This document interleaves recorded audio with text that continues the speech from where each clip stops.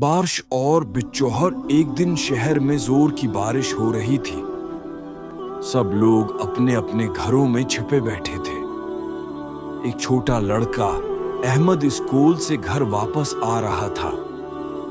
उसके पास छतरी नहीं थी और वो बारिश में भीग रहा था। रास्ते में उसने देखा कि एक बूढ़ा आदमी एक दरख्त के नीचे खड़ा है और बारिश से बचने की कोशिश कर रहा है। अहमद के पास एक छोटा सा प्लास्टिक का थैला था जिसे वो सिर पर रखकर चल रहा था।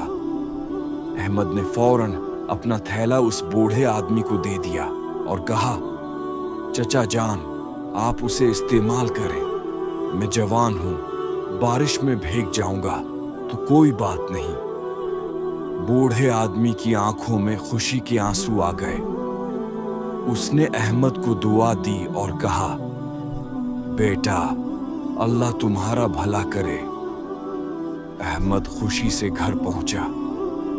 अगरचा वो भीगा हुआ था, लेकिन उसका दिल खुशी से भरा हुआ था।